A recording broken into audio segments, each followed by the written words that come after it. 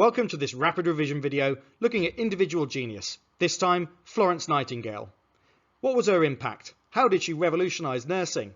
And why did the myth grow up about the lady with the lamp? We're going to discuss all of these things, but first of all we need to look at what nursing was like before Nightingale so we can understand her impact. This artist's impression shows what a typical hospital was like in the early 19th century. By the 19th century, attitudes towards the role of hospitals was beginning to change. Rather than being seen as places of care where people could rest, hospitals were beginning to be seen as places of cure. However, there were problems. There was little funding, nurses had little status and training, and the wealthy preferred to be cared for and treated at home, where they might feel safer and more comfortable. Hospitals were cramped and diseases spread quickly within them. Wards were rarely properly cleaned. People didn't understand the danger of germs before the 1860s. Nurses were not trained and people didn't respect them. Nurses had a bad reputation. People saw them as drunk and unprofessional. And toilet facilities within the hospitals were bad. This also helped disease to spread. We're going to do a little bit of exam practice here. This is really about getting you to understand how nurses were viewed before Florence Nightingale though. Have a look at this source. It's called The Nurse, Old Style, a cartoon drawn in 1879 showing how nurses used to be before the reforms of Florence Nightingale. So what can you infer from a source like this? If you want to have a go at this practice question, you can pause the video here. If not, we'll have a look at the inferences that I'm going to make in a moment. So if you took part in trying that, you can improve your answer now. If not, this is what we could infer. So I can infer that people had little respect for nurses before Nightingale. The detail in the source that tells me this is the artist has drawn the nurse asleep whilst the patient suffers. I can also infer that nurses were seen as unprofessional. Detail on the source that tells me this is that the nurse is portrayed as old, lazy and doesn't have a uniform or much equipment. So this was the typical view of nurses before Florence Nightingale. So what changed and why? Our story here starts with the Crimean War.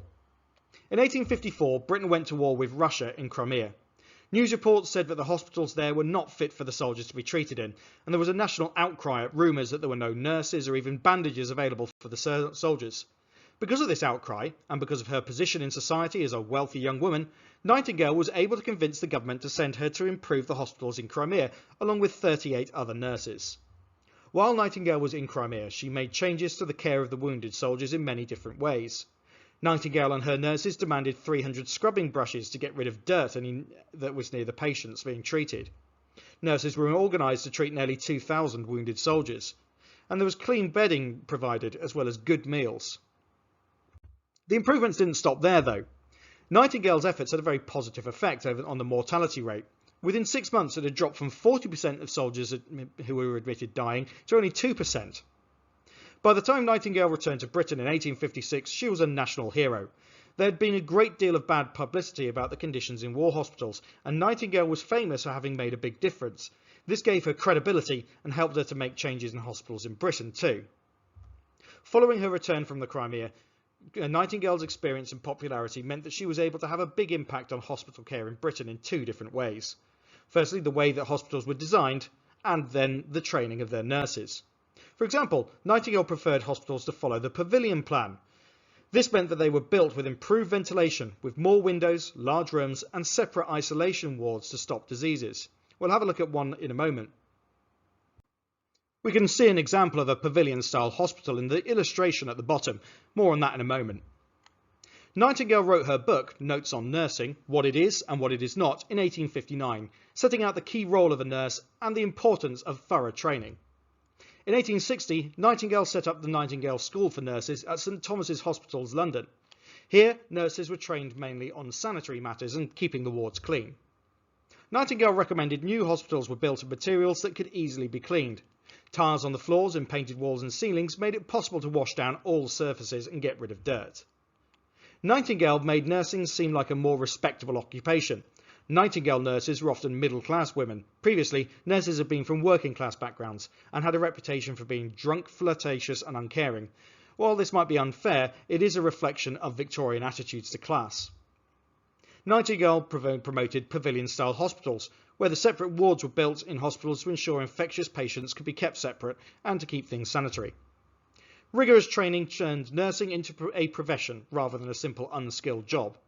This encouraged more women to sign up, and so the number and the skill of the nurses grew rapidly. So what were hospitals like by 1900 after Nightingale's improvements? Hospitals by 1900 looked very different from the few in Britain in 1700. Many different wards split up infectious patients from those requiring surgery, for example. Operating theatres and specialist departments for new medical equipment provided separate spaces for certain procedures. Cleanliness was now of the utmost importance. I will point out here that Florence Nightingale was a big believer in the miasma theory, but her focus on cleanliness would have helped once germ theory came around as well. But as I say, hospitals were first focused on cleaning up germs using antiseptics, and by 1900 they were focused on preventing the germs from getting in to begin with. Doctors were a common sight by now, particularly with junior doctors who were training and getting more hands-on experience. Trained nurses lived in nearby houses that had been built specifically for them. New ideas about hospitals were adopted quickly. Everybody wanted to have the most modern hospital designs to help them attract donations and new student doctors. And so the function of hospitals had completely changed. Instead of being places for the sick to rest, hospitals had become a place where the sick were treated. This fundamental change in the role of hospitals had forced a change in the way that they were built and run. Although it is worth pointing out that, for the most part, they still weren't free. So by the 20th century, things go even further. Physicians by the early 20th century still visited the wealthy at home, as it was considered healthier than hospitals. But cottage hospitals, like medieval hospitals which were run by abbeys and guilds, were set up in some small towns, providing some beds for people to sleep and to receive cures and treatments. There were also voluntary hospitals. Local doctors would give time for free. Some wealthy folk gave donations to build them, and working people could pay into a sick club to use them. So this is the start of making hospital care affordable and accessible to even people in poorer paid jobs, but we're a long way from the NHS. However, this left the poor and the disabled at home.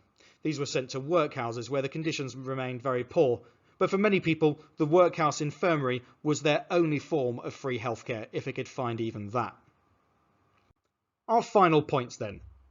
Attitudes towards the purpose of hospitals in the 19th century were shifting towards care and cure. However, the quality of care was poor in the early 19th century, and nurses had a very poor reputation and status. When the Crimean War began, it was clear that more soldiers died from disease than from wounds. Florence Nightingale went to Scutari Hospital and reduced the death rate there from 40% to 2%. She used this experience to revolutionise nursing and hospitals, establishing the training hospital at St Thomas's in London. She wrote her book, Notes on Nursing, in 1859 and improved hospital design. So after Nightingale, nurses were recruited from the middle classes and were seen as skilled, professional and effective, as they still are today. So does she deserve this reputation as being an angelic figure, a lady with the lamp? Well, possibly, because her patients really liked the care that she provided. But in a more realistic sense, she was a fiercely intelligent and very determined woman who made sure that the changes happened, and woe betide anyone who got in her way. So that gives us a rundown of how hospitals improved, but also the impact of Florence Nightingale. I hope it's been useful to you, and if it has, please drop this video a like, and you can subscribe to the channel for more.